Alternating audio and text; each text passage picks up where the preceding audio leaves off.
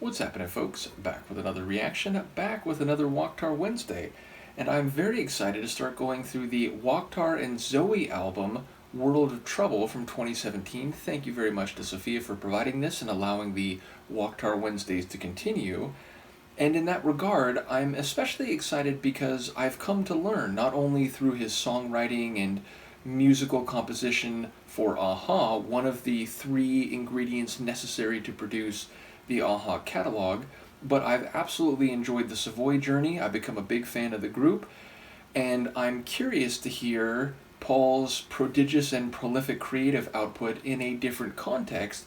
And given that the Zoe of Waaktaar and Zoe is Zoe Gnecco, Jimmy Gnecco's daughter, I believe, it seems there's a bit of a generational gap, and I wonder if that might influence the sound of this material relative to Savoy and certainly to Aha. Nevertheless, I expect more good guitar work. I expect to hear Paul and Zoe on vocals.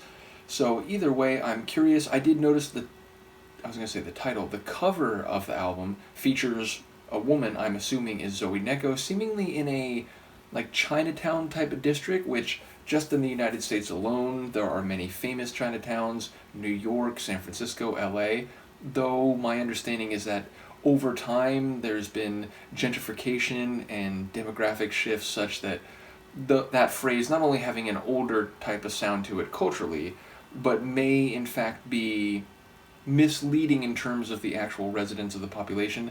I'm getting off track. That's just in relation to what I thought when I looked at the cover of the album. But yes, I'm very excited to go through this album and to hear a new chapter in the Waaktaar musical story. I'm trying to remember in the moment the name of the first track, which is Beautiful Burnout. I love that. There's a tension to it. There's a seeming contradiction to it, which is to say burnout typically relates to fatigue, exhaustion, overexertion, and/or weariness with a given situation, a given type of stimulus, or a emotional despair, or again tiredness as it relates to a dynamic that has been ongoing. Beautiful is of course a positive, at least when it's not being used ironically, description and label for things which have some degree of value, quality, elegance, or are gorgeous in a larger situation where there are other entities, other processes, other events which do not share that luster or shine. So Beautiful Burnout seems a bit of an oxymoron, but of course you could be burned out after a long run of positive contributions, successful creations, and artistic output. So that last possibility seems like it could be going in a meta direction. But I can conceive of situations in which the phrase is less contradictory or tension-filled than maybe it seems at first glance on the surface. Either way, I'll see what I can catch on a first listen. This is Waaktaar and Zoe, the first tune of their 2017 album World of Trouble, and the track is called Beautiful Burnout.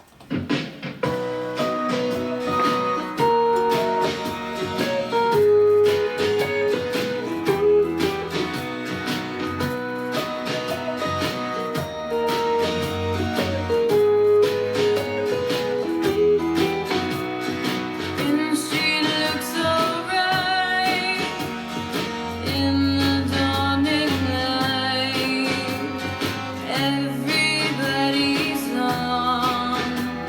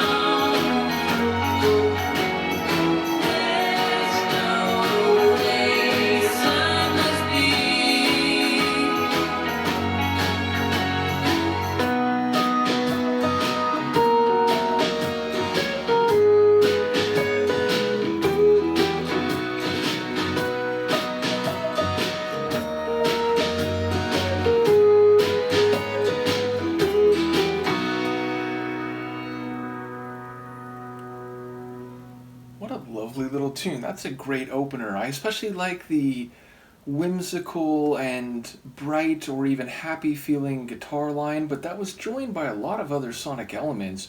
We definitely heard some beautiful violin in there. I believe there was some horn, although that seemed to be a lesser element. There were some different percussive flourishes, including, I think, a tambourine in the latter stages. So it was a rich composition, even if Zoe's vocals and the guitars, or the guitar, led the way. And yes, I'm not quite sure by the lyrics I caught, and admittedly, there were some phrases where I was catching one or two words but not the full line. But it sounds like it is more of a straightaway, not oxymoronical understanding of the phrase, because she's referencing that magic hour when the sun's coming up and everyone's beginning their day and everyone's on their way in their own lives and taking care of things. Although the line, like, what is it? She doesn't know if she has something to turn out, which I don't know if that relates to productivity or output or her perception of her place in this larger tableau of people. But it sounds like it's not critical. It's not referencing everyone being in a rat race and feeling ground down, but seemingly, and especially in conjunction with the atmosphere I picked up from the Sonics, which again is sort of a bright, happy, looking forward, or at least being somewhat optimistic about what may be coming later in the day, and by extension the weeks, the months, the years, the lifetimes, or the life trajectories. It sounds like there's some hope there. It sounds like everyone is doing their thing. Everyone is going through the processes that to them mean something, that to them are part of what they do and who they are. So beautiful burnout could relate to, again, being tired, having to get up early in the morning, working a 9 to 5 job, or being in a bustling city where you will sit in traffic, you will eventually have to wait longer than you want for some service or for some opportunity, but maybe that's part of what it is to be human. Maybe that's part of what it is to wake up to a new day knowing that you're not clear on what may come, but if you at least are feeling like you're serving some purpose, you are living out some ambition, or at least you're part of some rhythm, some process, some relationship that means something to you, then perhaps there is a beauty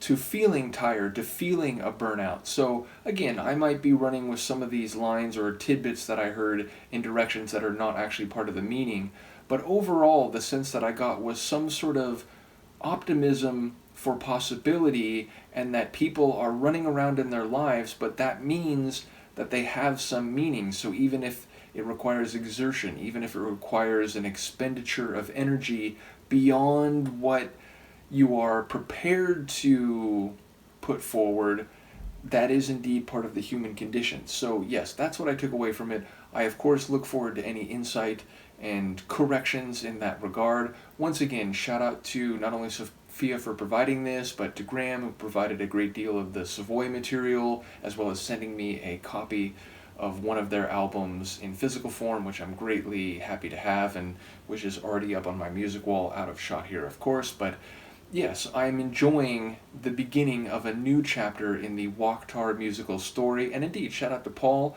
who shared one of my video reactions, and who may have seen other reactions that I've done.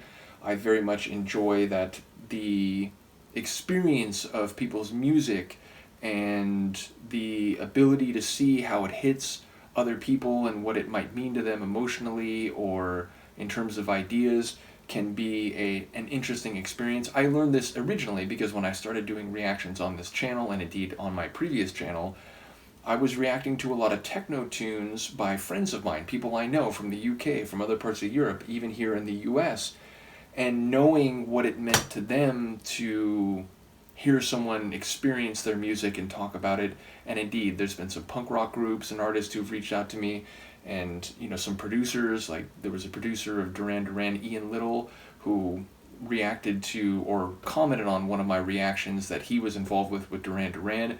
It's very rewarding and satisfying to me to know that there is some meaning and value beyond just sitting and listening to a tune in a more basic understanding of the phrase. So again, shout out to Paul, shout out to Savoy, shout out to Aha, shout out to all the folks who've been here for the journeys in the larger Waaktaar universe, most of whom are what I have called now for a couple years the Aha family. You are all greatly appreciated. Looking forward to more from this album. And Luca, of course, is going to be a bit naughty and bite my hand, but this is just the reality of what happens here on Acid Techno Street. Let me know what you think, and we'll see you next time. Peace.